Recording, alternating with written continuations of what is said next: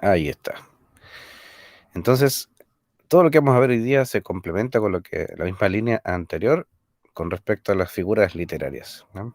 Vamos viendo de qué se trata este nuevo material, estas nuevas cosas que vamos a ir viendo. A ver cómo dice. Lo primero, tenemos una imagen ahí de fondo en la diapositiva. ¿Qué es lo que se ve en la imagen? ¿Conoces esa película, Adriana? Sí. ¿Cuál es? ¿Te acuerdas cómo se llama?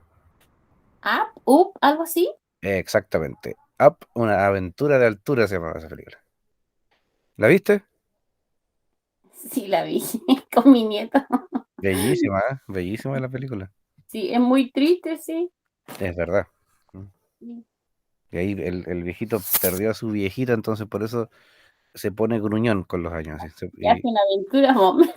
claro, hasta que conoce a este niño, ¿cierto? Que le va a revolver un poco el gallinero, lo saca de su tranquilidad ahí, hostil y lo lleva a vivir una aventura de locos, ¿eh? El perro igual todo, cuando se consiguen el traductor para escuchar qué es lo que dice el perro. Realmente un bonito momento ver esa película, mucha risa, muchas emociones también, porque es altamente emotiva. Pero también he puesto esta diapositiva porque vamos a pensar también que la literatura es capaz de hacernos experimentar algo similar a lo que pasa con estas películas, porque también la literatura despierta emociones, tenemos que encontrarle todo eso que tiene para ofrecernos, y un camino de ellos es analizar el lenguaje figurado. La clase de hoy día se va a centrar en lo que es el lenguaje figurado. Ya vamos a ver enseguida de qué se trata y vamos a ir viendo paso a paso cómo se puede aplicar a lo que lo que hemos aprendido en las sesiones anteriores. Así que comenzamos primero diciendo que lo que caracteriza a las figuras literarias y donde la mayor cantidad de veces aparece presente es en los poemas. Y los poemas, en la semana pasada estuvimos revisando algunos elementos que son los versos. Les decía que un poema tiene distintas líneas que se leen y son versos. El ejercicio que hemos hecho con nuestro himno nacional también requirió que distinguiéramos cuáles son los versos, porque cada verso tiene una medida o una métrica que se llama, ¿ya? Y esto es importante saberlo porque cuando estamos hablando de medida de versos, significa que podemos contar sus sílabas, contando una por una y llegamos a una cantidad. ¿No? Y específicamente nuestro himno nacional tiene una cantidad de sílabas determinada que le da una secuencia, le da un ritmo especial. Por otro lado, cuando se juntan varios versos en un párrafo, que se conocen párrafo en el lenguaje, acá se le va a llamar estrofas, ¿no? Una estrofa es una agrupación de varios versos. Puede ser de un solo verso como puede ser de lo que tú quieras, en la cantidad que sea necesaria. Y otra cosa que caracteriza a los poemas son sus rimas. Esta musicalidad que le ocurre al texto cuando en las sílabas finales aparece algo que suena parecido a otro verso, ¿no? Eso se llama rima. Palabras que tienen un mismo sonido de finalización, un mismo sonido de término que otras. Pero entonces en la clase de hoy día, que ya viene siendo la segunda de la serie, vamos a revisar de nuevo las figuras literarias, pero incluyendo una más, dos más, que son las que vamos a revisar a continuación. Tenemos ya claro lo que es la metáfora. Esto lo lanzo como pregunta inicial. Primero quisiera que me consultaran, perdón, que me contestaran si ya saben lo que es una metáfora, si se acuerdan la semana pasada qué es en lo que consiste este asunto. Si me pueden dar un ejemplo de metáfora, ¿qué me dirían ustedes?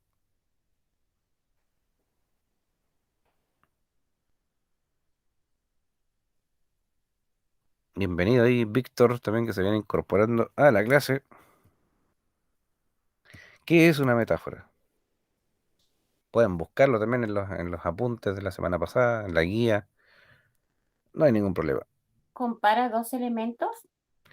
En la metáfora comparamos dos elementos, pero tiene una característica, porque si no sería una comparación. ¿Cuál es la diferencia?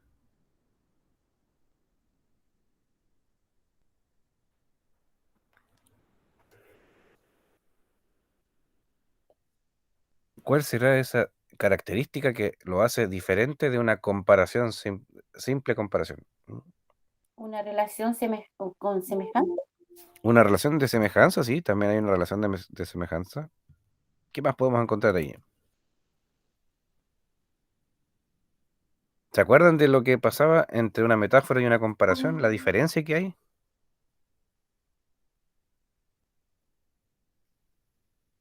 ¿Cuál será la diferencia? ¿Cuál será la palabra que está en una y que en la otra no está? ¿Se acuerdan de eso, no? ¿Cómo? Hay una palabra que sirve para unir las ideas, que en una figura retórica está y en la metáfora no está. ¿Cuál es la palabra esa? A ver si se acuerdan.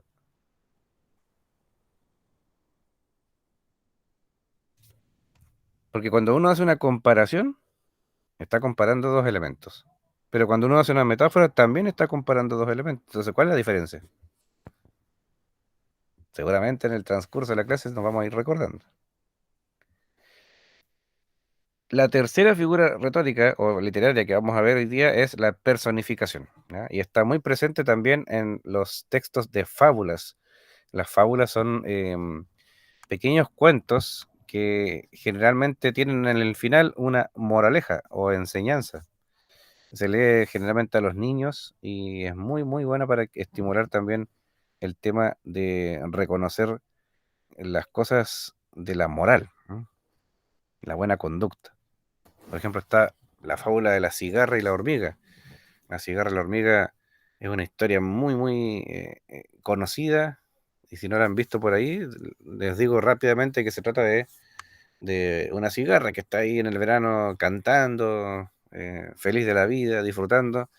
Pero por el otro lado, la historia cuenta que la hormiga está ahí trabajando, llevando miguitas de pan a su panal, todo para poder pasar el invierno y efectivamente después llega el invierno y la cigarra que no hizo nada está empezando a sentir frío, no tiene que comer, está afuera, pero la hormiga finalmente cierra su puerta y está calientita ahí en su madriguera con su comida que recolectó durante todo el verano.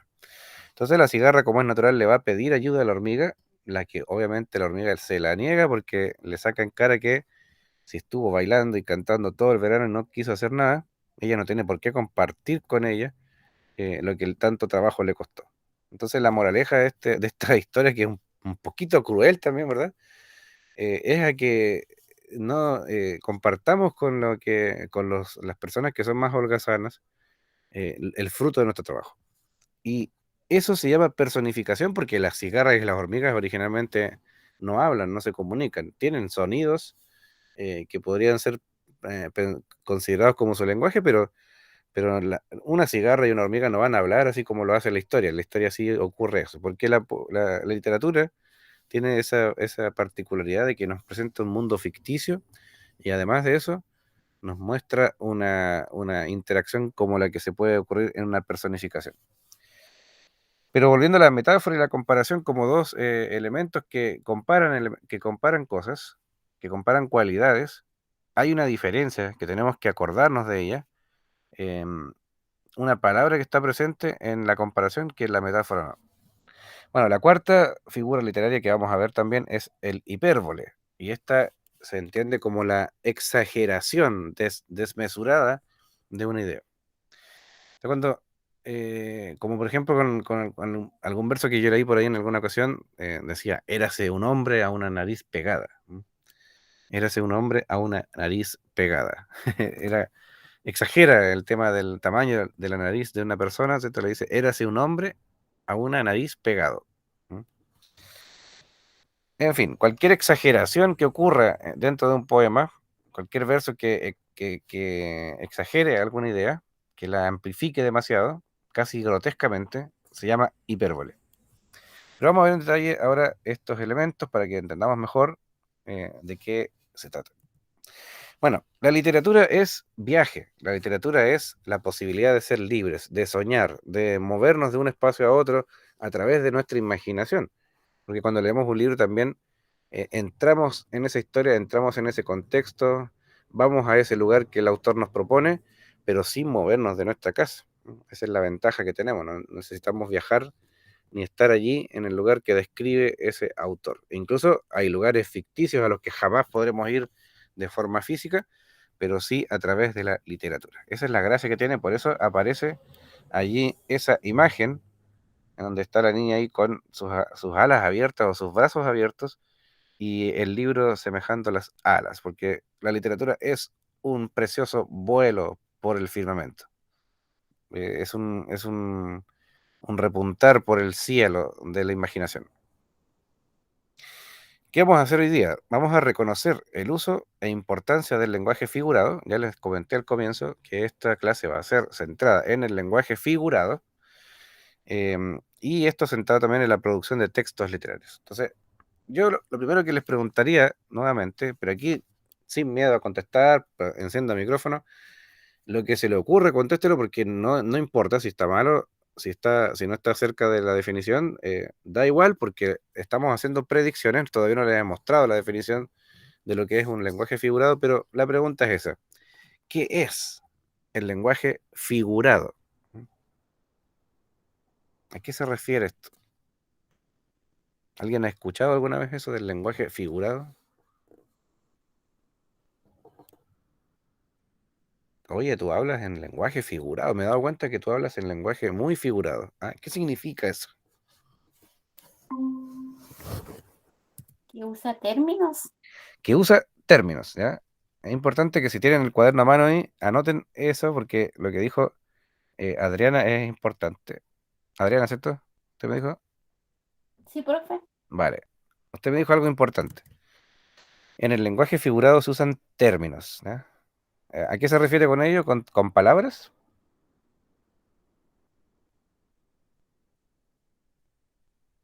¿Qué son los términos? ¿Las palabras? Adriana, Yo creo que son las palabras, como dijo la amiga, que son términos. eso es. Son palabras, sí. Sí. En el lenguaje figurado se Mm. usan palabras. ¿Estamos de acuerdo? ¿Saben por qué? Y, como le dijera Porque yo, igual, como más ordenadito, igual, como más ordenado, igual son los textos que cuando uno habla en esa forma, yo me imagino. aparecen de forma más ordenada, ¿ya? Interesante esa propuesta. Ahora, otra cosa que decir es que cuando hablamos del lenguaje, sí o sí tiene que haber palabras, tiene que haber términos, como dijo Adriana. Así que efectivamente, el lenguaje figurado se construye con palabras, no puede existir de otra manera. Pero esas palabras tienen una forma especial de aparecer en el texto, que está fuera de lo común. Miren, ¿qué vamos a ver hoy día en respecto al contenido? ¿Ah? Ya sabemos lo que es el objetivo, vamos a reconocer el uso de la importancia del lenguaje figurado, pero ahora vamos a ver el contenido. Obviamente, el lenguaje figurado es lo que vamos a ver en esta mañana. Miren, ¿qué es el lenguaje figurado? Aquí les traje una definición que me gustaría que ustedes leyeran ahí de forma oral, que también sus compañeros puedan escuchar lo que dice este texto a continuación. Miren, tenemos acá otra imagen, ¿ah? Muy similar a lo que pasa con Up, ¿cierto? Ahí está eh, esa imagen abajo a la derecha, donde está la casa volando, levantada por globos, están los novios, probablemente corresponde a la escena de donde el abuelito de Up, ¿cierto? De la película, era joven y había conocido a su esposa, se estaban casando, eran felices, y la historia después nos cuenta que trágicamente ella fallece y él queda solo, y al quedar solo empieza a cambiar su carácter, se vuelve más gruñón, se vuelve un vecino intratable, ¿eh? La gente del vecindario no lo quiere mucho porque es muy, muy gruñón, hasta que aparece ese niño scout que se hace amigo de él por tanto insistirle que le ayude a conseguir una insignia. Entonces ahí empiezan a vivir una aventura juntos ahí. Se doma un poco el carácter del abuelo y se vuelve un poquito más corazón de abuelo, como tiene que ser. Y el niño también aprende a ser más valiente con respecto a la vida.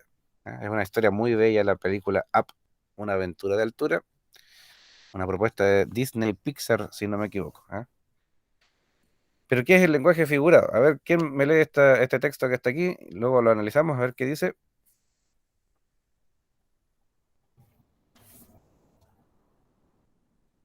Cualquiera de ustedes, por favor, échale lectura al párrafo que aparece ahí.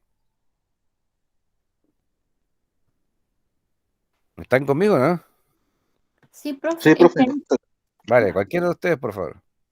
es Ya, que yo ahí lo voy a leer. ¿Ah? Ya, Víctor, tú. Cachibún, Ya, cachibún. ya. Dele nomás. Lenguaje figurado. La, la poesía es un texto literario a través del, del cual que el autor da a conocer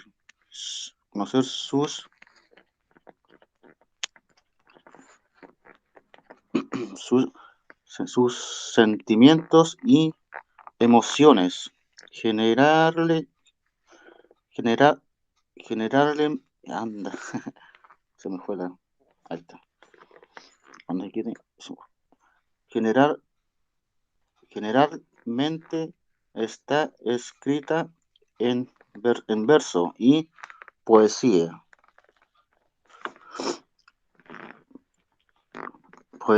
y rima, se me fue de nuevo la derecha. Este, este texto tiene un carácter subjetivo, ya fuente, el,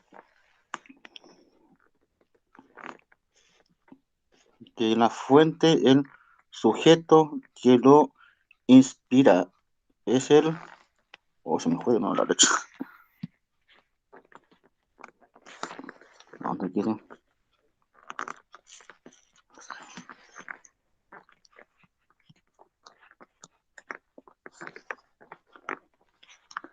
Espera, porque se me fue la, acá está. No lo quiere. Ya que, ¿Está mejor ahí o no? A ver, sí, que se estamos me aquí. remite, se me va la, Ya, como lo que tienes que hacer, la ¿qué, señal. espera, Víctor, ¿qué dispositivo estás usando para conectarte? ¿Un teléfono o Sí, o un PC? ¿Un teléfono? Ya, si estás con un teléfono, no muevas la pantalla, déjala fija. Yo voy a ir moviendo acá para que tú puedas ver mejor, porque ahí así vamos viendo la letra. Mira, dice ya, ahí en la segunda línea, sigue sí. leyendo, por favor. Texto, sigue leyendo. ¿Dónde te quedé? Acá en la tercera línea, texto, Texto, ya. Texto tiene un carácter subjetivo, ya que, ya que la fuente, el, anda, el, profe, el sujeto, ay, me equivoqué. El profe, pero que mi teléfono está como, dice el sujeto que a lo, ver, sujeto, la fuente, ¿no está ahí? ¿Qué tengo esto? La fuente, sí, el sujeto que, que la inspira cuarta línea acá. El, es el, es el, es el poeta, ¿está bien o no? Es el sí, poeta más, o sea, el poeta mismo. el poeta mismo, ¿Qué más dice? a diferencia A diferencia, dice. Eso es. de más. El texto literario,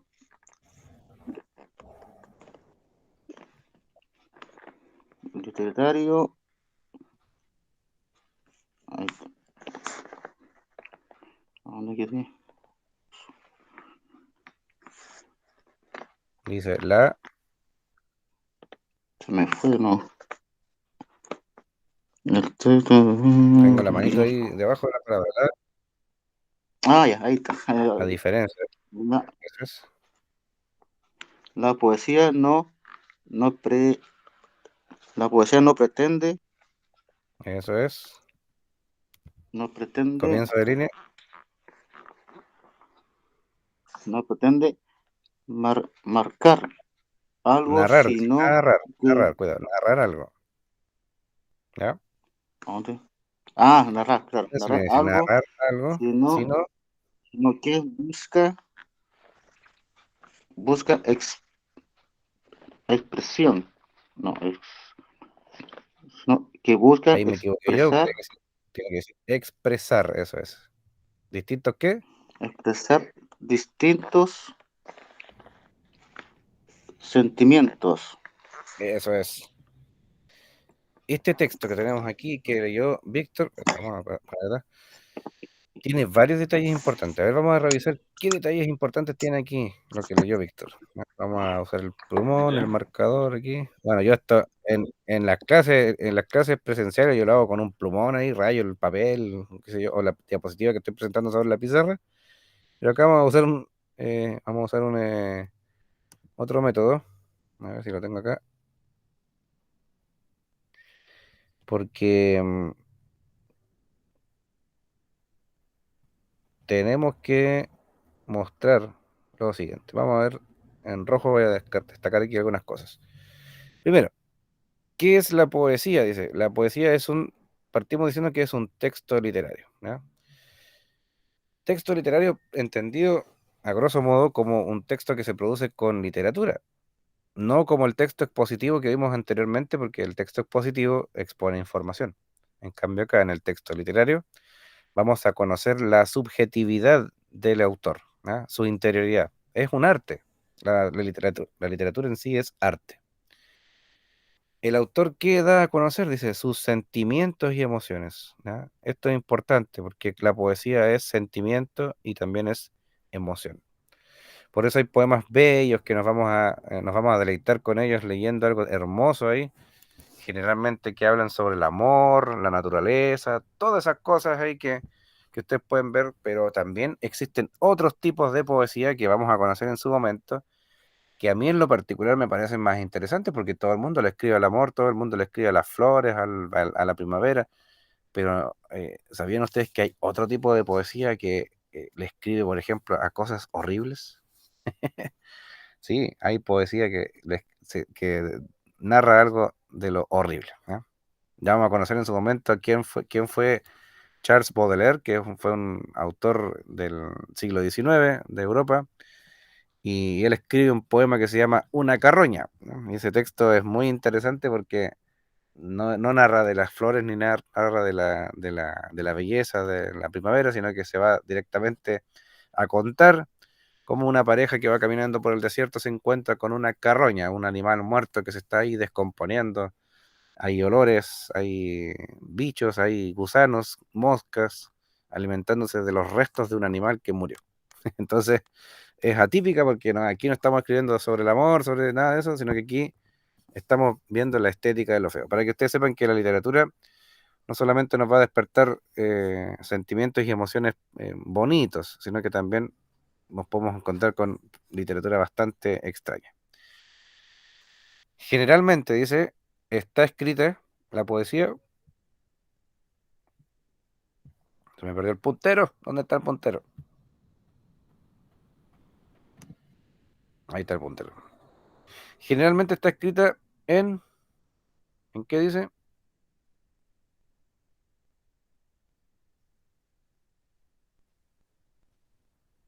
En versos, Eso, está escrita en verso. ¿Sabes lo que es un verso a esta altura? ¿Cierto? Ya se adentraron a eso. ¿Se acuerdan lo que es un verso? Un verso es una línea. Una línea del poema es un verso. Y además de eso, posee rima. Algo que caracteriza la poesía y el lenguaje figurado que se usa en ella es la rima. Bueno, este texto tiene un carácter subjetivo. Esto es importante porque el carácter subjetivo hace que la fuente, o sea, la fuente de inspiración de donde surge el texto es precisamente del mismo poeta, ¿ya? Lo que él vive, lo que él siente, lo que él percibe está plasmado en el texto. A diferencia de los demás textos literarios, la poesía no pretende narrar algo, sino que busca expresar distintos sentimientos, ¿ya? Esa es una característica. Ahora, si seguimos viendo sobre el lenguaje figurado, dice, para lograr expresar con ritmo y belleza lingüística las emociones y sentimientos que expresa un poema, los poetas hacen uso de lo que vamos a conocer como el lenguaje figurado. Ahí está marcado, lenguaje figurado. Ahora, ¿qué es? Este recurso literario incluye las llamadas figuras literarias. Entonces, una cosa que tenemos que saber es que el lenguaje figurado se llama así porque incluye las figuras literarias. ¿Encuentran la razón a eso? El lenguaje figurado, fíjense la palabra figurado, tiene que ver con las figuras literarias. Ahí está la relación. La relación de términos está ahí, entre figurado y figuras. ¿Ya? Claro, porque si hay figuras literarias, estamos hablando de un lenguaje figurado. Si queremos hablar de un lenguaje figurado, tenemos que pensar en las figuras literarias. Ya hemos visto dos, las metáforas y las comparaciones. Pero también existen otras que se llaman, por ejemplo, vamos a marcarlo aquí en otro color para que lo puedan ver ahí. Vamos a hacer otro, de hecho lo vamos a hacer en resaltado mejor. Miren, esto de aquí, las onomatopeyas, es una forma. También están las personificaciones de las que yo le hablaba ya, el tema de la cigarra y la hormiga. Las exageraciones que se llaman técnicamente hipérboles y otras muchas más, porque hay muchas figuras literarias, pero no vamos a analizarlas todas porque sería interminable. Para conocer ejemplos sobre el lenguaje figurado, les voy a regalar este enlace, se lo voy a publicar después en el grupo de WhatsApp para que ustedes puedan ver un video espectacular que muestra más o menos en 2 minutos y medio cuáles son los ejemplos del lenguaje figurado. ¿Ya? Figuras literarias. Vamos de nuevo. La metáfora que vimos la semana pasada consiste en lo siguiente. La metáfora es, a ver si alguien me puede leer esto, lo voy a agrandar sí para que se vea mejor. ¿Ya? Aquí lo acercamos. ¿Qué es? ¿Qué es una metáfora? Adriana, por favor, lea usted.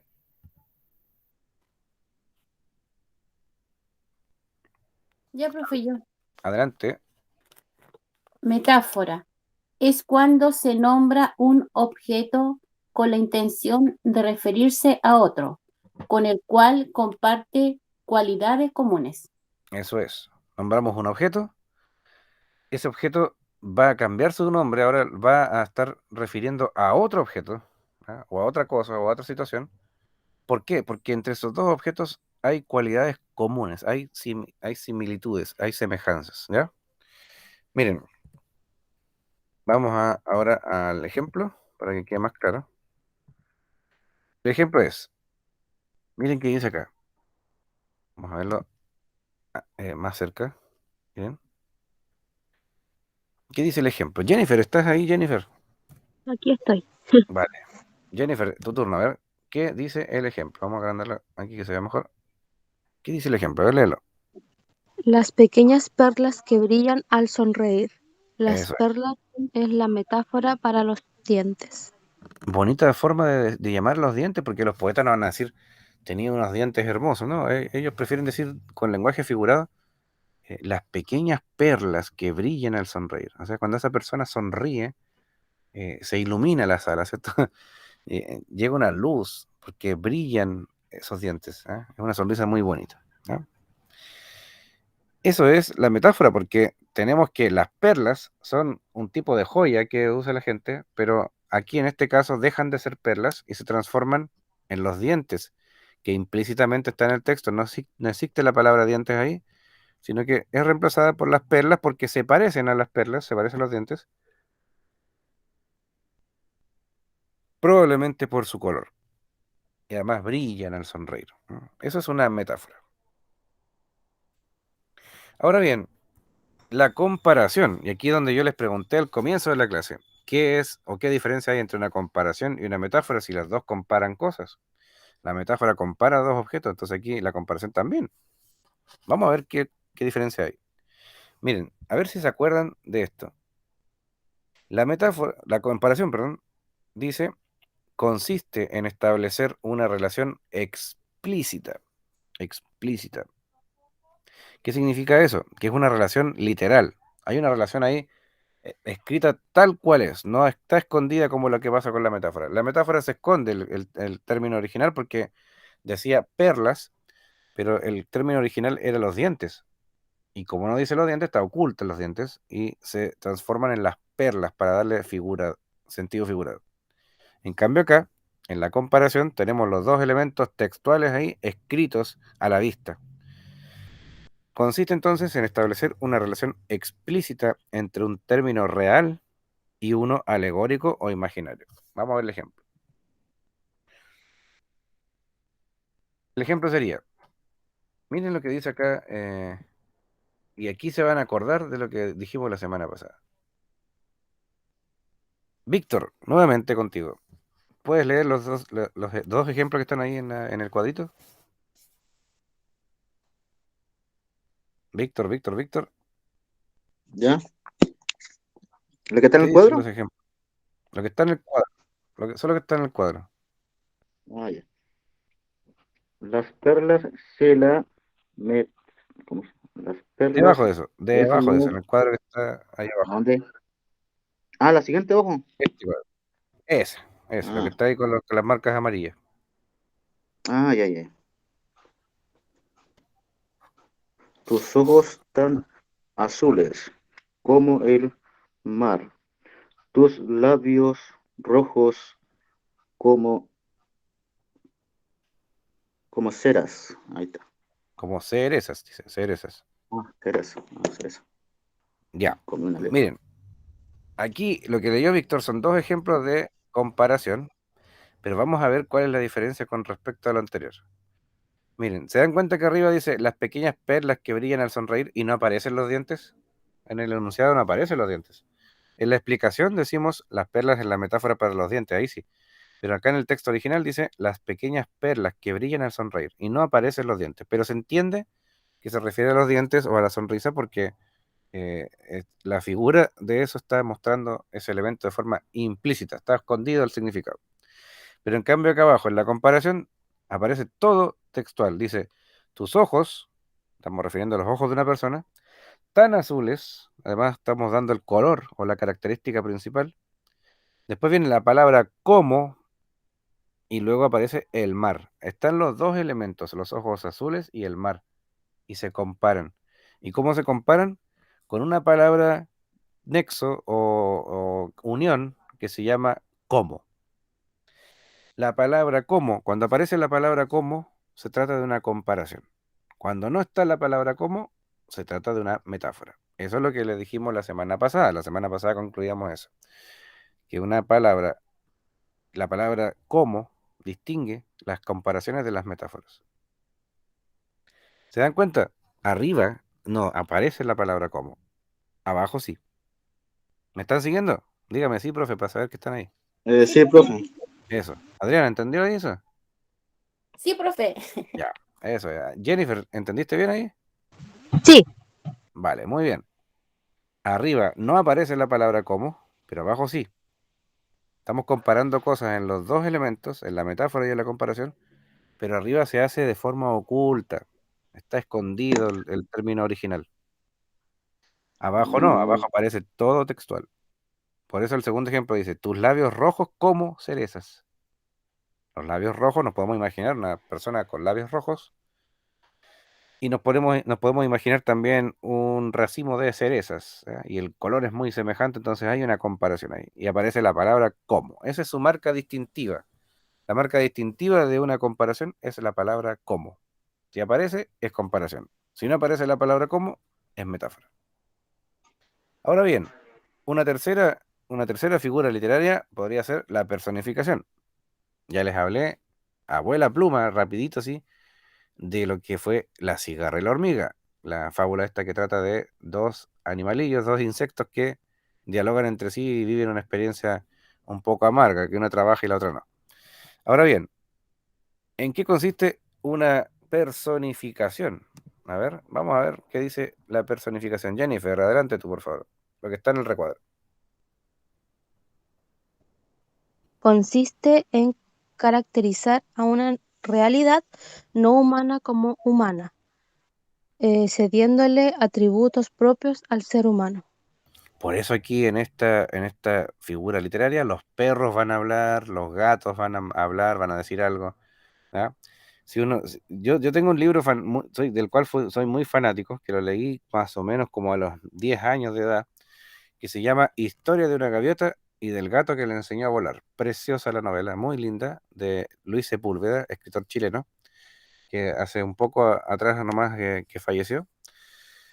Y en Historia de una gaviota y del gato que le enseñó a volar, cuenta la historia de Sorbas, un gato grande, negro y gordo que se hace cargo de un huevo de gaviota que queda en su balcón en el edificio donde él vive. Y como todo gato que uno piensa que se va a comer el polluelo apenas nazca, él no, él decide cuidar el huevo, hacer que nazca la gaviota, preocuparse de ella y enseñarle a volar. Una bellísima historia para niños. El autor dice, es una novela de 8 a 88 años, es decir, lo puede leer cualquiera. Y claro, yo leí esa historia a los 10 años. Después la leí en el liceo cuando tenía unos 15 años, 17 años. Después la volví a leer en la universidad, hice un trabajo de ello cuando estábamos estudiando literatura en la universidad. Y ahora la sigo leyendo y me volví a comprar el libro porque se me había perdido, un libro que me regalaron, una copia de esa, y lo volví a comprar porque me encanta esa historia. Y además me volví tan fanático de Historia de una gaviota que me encontré, fui a recoger un gato negro, quería tener un gato negro, así que crucé todo Valdivia, apareció un aviso ahí en Avisos Valdivia del movimiento Vidas, que habían 4 gatitos negros en una caja, estaban abandonados y los tenía una señora en una casa ahí por un tiempo limitado. Entonces fui, tomé los 4 gatos, los levanté uno por uno, eran unos gatitos que no pasaban el tamaño de mi mano, y levanté un gato, miau, decía, levanté el otro, ñau, levanté el otro, ñau, y el cuarto que maulló, después de probar muchas veces, ese fue el que yo me traje.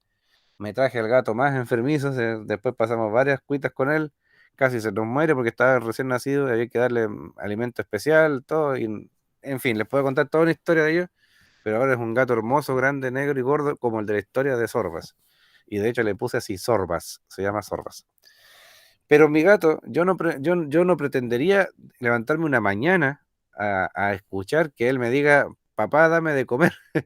No podría escuchar eso, simplemente voy a escuchar de él un maullido, miau, y listo. Con eso ya uno tiene que bajar a la cocina porque sabe que el gato está pidiendo comida y la rutina es la misma. Después de comer, puerta, y como es un gato bien callejero, sale a hacer sus cosas afuera, ¿cierto? Tiene caja de arena dentro de la casa, pero él sale igual a recorrer los techos y las casas por acá. Profe, Diga. aparte que ellos se aprenden a buscar después su alimento porque uno no sabe si se pueden ir. Yo tengo 5, adopté 5 gatitos. Ujú. Y igual los tengo en la bodega, tienen su alimento, su arena y todo, pero igual uno no los puede tener como encerrado en la casa porque no se adaptaron. Hay gente que reconoce esto de los gatos indoor, ¿ya? Gatos indoor significa en inglés puertas adentro, como se dice. Un gato que jamás va a salir de la casa, ¿ya? Yo tengo un caso de un colega que tiene 2 gatos así. Y son gordos, así grandes, porque son poco activos, entonces está siempre en la casa, echado en la ventana, y ellos jamás, me dijo, han salido a la calle, jamás, ¿ya? Pero hay otros gatos que son más silvestres, si se puede decir así, que están acostumbrados a la calle. Y en el caso de mi gato, yo intenté criarlo dentro de la casa, pero no, al final salió igual. De hecho, una vez lo atropellaron, le quebraron una pata, gracias a Dios no se murió porque no murió atropellado completo, sino que una patita le quebraron. Estuvo 3 días hospitalizado, lo operaron, sanó su fractura de huesito y ahora sigue siendo un gato sano y muy activo. Pero no hay caso que a Sorba lo podamos mantener dentro de la casa porque ya se acostumbró, como dices tú, a salir. Pero ningún gato de los tuyos, los 5 gatos que tú tienes, Adriana, ni de mi gato que tengo yo, nos podría hablar, con términos humanos me refiero, ¿ah? Entonces, por eso la personificación consiste en caracterizar una realidad no humana, como por ejemplo lo que pasa con los animales, como si fuera humana. Es decir, le cedemos los atributos propios del ser humano. O sea, la característica de hablar en el libro Historia de una gaviota y del gato que le enseñó a volar nos muestra claramente un ejemplo de personificación. Todo el libro, toda la novela, que tiene más o menos unas 150 páginas, si no me equivoco, toda la novela, Historia de una gaviota, eh, es el diálogo continuo de los gatos de la comarca que ayudan a Sorbas a cumplir el propósito de enseñarle a volar a esa gaviota, ¿ah? Hay diálogos, los gatos hablan ahí en esa historia, pero eso es ficción porque en la vida real los gatos tienen, yo creo que también tienen su propio lenguaje, pero nosotros no entendemos palabras humanas ahí, ¿eh? Los gatos no hablan como los seres humanos. Los gatos maullan. Los gatos se comunican por algunos ruidos especiales que ellos tienen, pero serán constituirán su propio lenguaje. Ahora bien, si se fijan acá, el ejemplo dice lo siguiente. Me lo lea, a ver. Ahí. ¿Qué dice el ejemplo? La luna se burlaba mientras las estrellas me miraban. Muy bien, Jennifer, perfecto. ¿Por qué esto es una personificación? A ver. ¿Se puede burlar la luna de uno? No, Evidentemente no, porque la luna no tiene ese atributo. Ese atributo de ahí, de burlarse de algo, es netamente humano. Un ser humano puede burlarse de algo. Ya, pero acá no, la luna no puede hacer eso. ¿Ah? Bueno, la risa fue para graficar lo que es el tema de la burla. Mientras las estrellas, dicen, me miraban, las estrellas no miran a nadie, las estrellas son unos cuerpos ahí ardientes como nuestro Sol, ¿ya? Que están a años luz de distancia y ahora las vemos aquí como que brillan, pero las estrellas no van a estar mirando a nadie, ¿ya? Los seres humanos miran otros seres humanos o cosas, que es cierto, porque ese es un atributo humano. ¿Se entiende lo que es una personificación? sí, Vale. ¿Los demás también entendieron? Jennifer, Víctor, Sí, Sí, profe. eso es, ¿ya? Ya. Cuando alguien dice, por ejemplo, el árbol me abrazó con su ternura. Ah, qué lindo verso, ¿no? El árbol me abrazó con su ternura.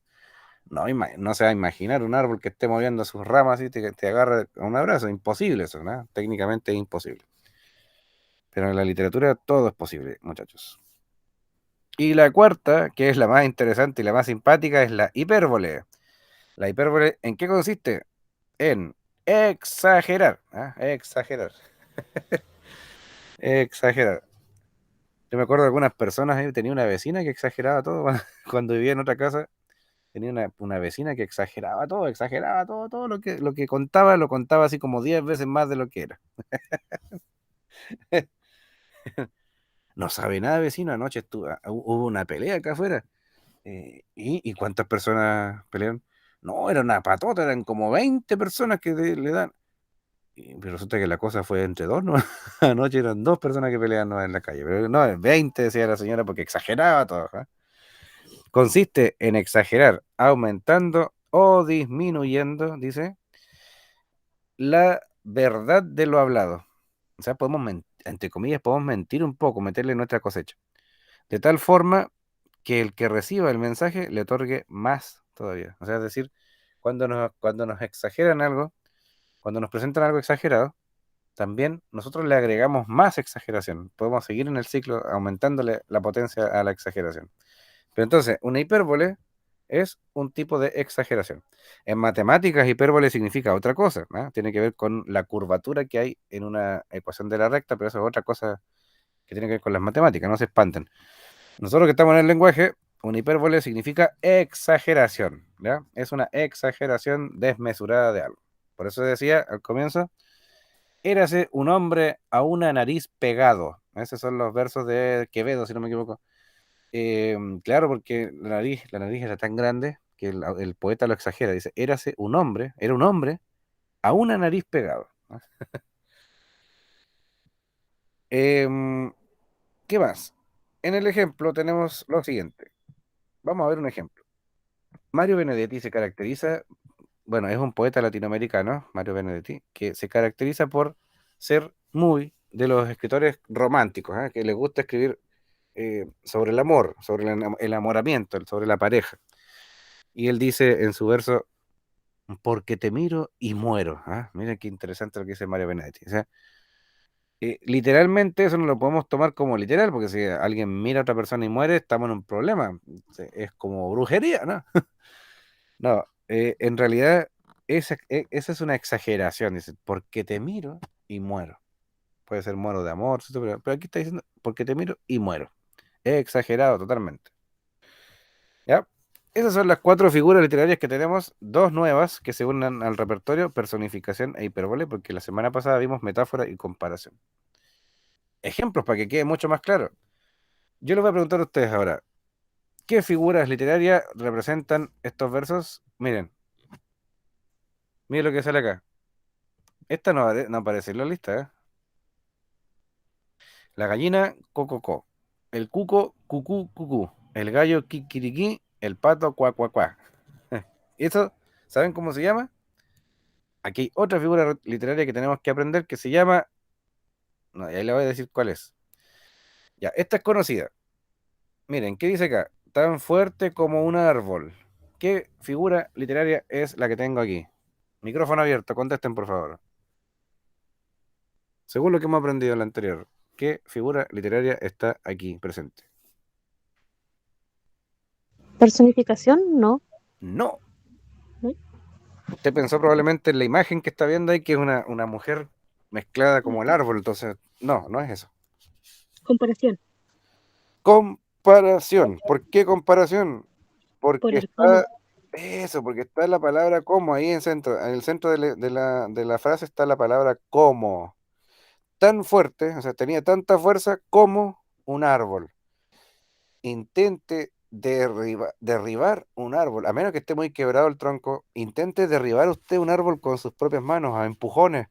Es prácticamente imposible. Los árboles están tan fuertemente arraigados a la tierra que es muy difícil botarlos. Tiene que venir una sierra, cortarlo ahí, ¿cierto? Y puedes derribarlo porque son muy, muy, muy resistentes, muy fuertes. Entonces, tan fuerte como un árbol. Podemos decir esto de una persona tan fuerte como un árbol.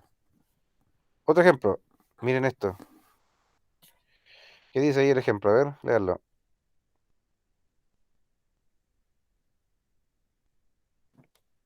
Sus ojos eran un mar de sufrimiento. ¿Qué figura literaria es? Metáfora. Metáfora, Jennifer, muy bien. ¿Por qué?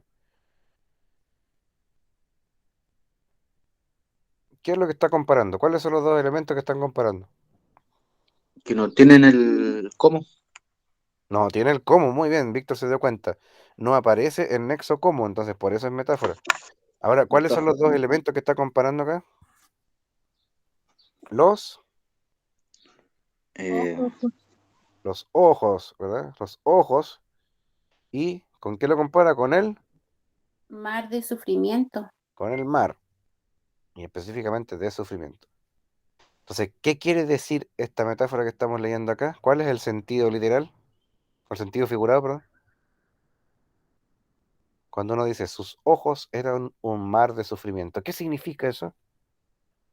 ¿Qué hace la persona muy continuamente? eh, Compara.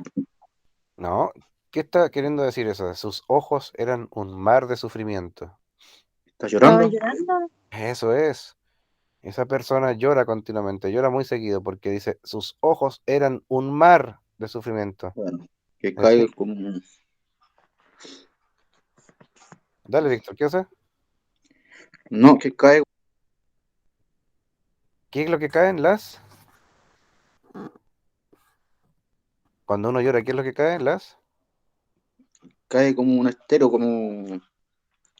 Las aguas empiezan como a caer de chorro. Exacto, caen como chorros de los esteros, de los ríos, de las cascadas. Sí, de la El cascada, mar, justamente. ¿ah? El mar de sufrimiento. Pero ¿qué es lo que en el plano literal pasa? Que uno llora y derrama lágrimas. Entonces, mientras más llora, más lágrimas derrama. Acá, entonces, aparte que podríamos considerar que es una hipérbole porque exagera, ¿cierto? Era un mar de sufrimiento, era demasiada agua, ¿ah? Pero técnicamente un llanto no es tanta agua, es solamente un par de gotitas de lágrimas. Respuestas. El primero de los ejercicios corresponde a una onomatopeya. Oh, pero profe, ¿de dónde sacó eso? Esa es otra figura literaria, para que vean ustedes que hay un montón. Cuando un texto, un verso de un poema habla sobre los ruidos que produce la naturaleza, los sonidos que produce la naturaleza, como por ejemplo en este caso la gallina co, co, co, el cuco, cucú, cucú, el gallo, kikiriki, el pato, cuá, cuá, cuá, eso se llama onomatopeya. ¿Ah? ¿Han visto alguna vez un cómic de Batman o de Superman o de estos superhéroes que habían antes? O por ejemplo cuando vemos Condorito y dice ¡pum! ¿Ah? ¡Sas! ¡Plop! Dice. ¿Ah? todo eso hacen referencia a ruidos de la naturaleza, entonces eso se llama onomatopeya, ¿no? El reloj hace tic-tac, tic-tac, tic-tac, eso también es una onomatopeya, porque está escrito ahí el ruido que hace, o el sonido que hace el reloj cuando avanza. La del centro, tal como han dicho ustedes, es comparación, porque aparece la palabra como entre esas dos ideas, tan fuerte como un árbol, y sus ojos eran un mar de sufrimiento, era, por supuesto, una metáfora, ¿no? Ya estamos incorporando una más que se llama onomatopeya y la vamos a ir repasando en su momento más adelante. Nos quedan 3 minutos para estar juntos. Cerramos con lo siguiente, miren. Con el rostro derretido por los años. ¿Qué figura literaria es la que está presente allí? ¿Hipérbole o no? Muy bien, hipérbole. ¿Por qué? Porque, bueno, lo de acá se me pasó ahí, pero... Hipérbole, ¿por qué? Porque exagera, dice, con el rostro derretido por los años. Además de eso, aparece una imagen muy gráfica de lo que estamos viendo.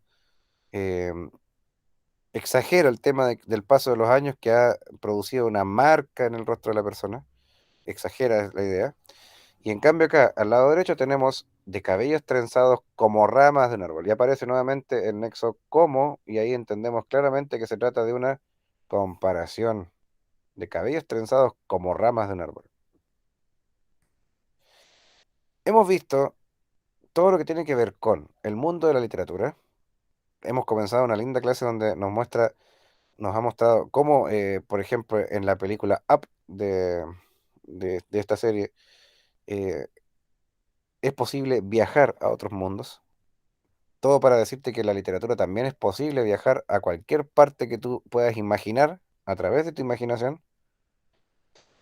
Hay personas que no van a viajar jamás fuera de su país, ni mucho menos a otro lado, pero sí, a través de la literatura sí es posible hacerlo.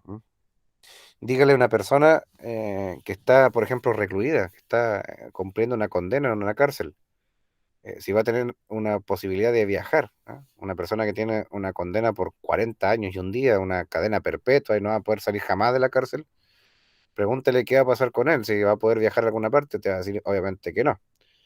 Pero sí está la opción para que esa persona en el encierro pueda leer un libro y con eso poder viajar con su imaginación. Un poco burdo lo que estoy diciendo, pero es un ejemplo claramente de lo que puede lograr la literatura. Antoine de Saint-Exupéry,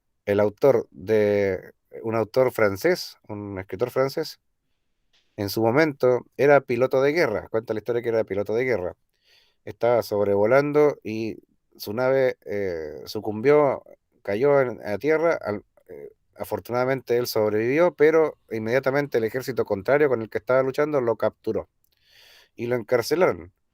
Y en la reclusión de la cárcel escribió Antoine de Saint-Exupéry un libro precioso que se llama El Principito. Si alguien lo quiere leer, búsquelo porque es precioso el libro. Y muy alegórico, muy figurado también, muy de sentido figurado. Mucho lenguaje figurado hay en ese libro, El Principito. Em, Cosas maravillosas pueden suceder a través de la literatura, mis estimados. Hoy día hemos visto algunas de las figuras literarias o retóricas más comunes y la próxima semana estaremos profundizando este aprendizaje. También les voy a presentar el material nuevo que estoy preparando para ustedes para esta cuarta entrega. Muchas gracias por conectarte. Nos veremos en la próxima clase. Chao, Gracias, profe. Cuídese, nos vemos. chao. Hasta luego, profe. Esté bien. Igualmente, chao, chao.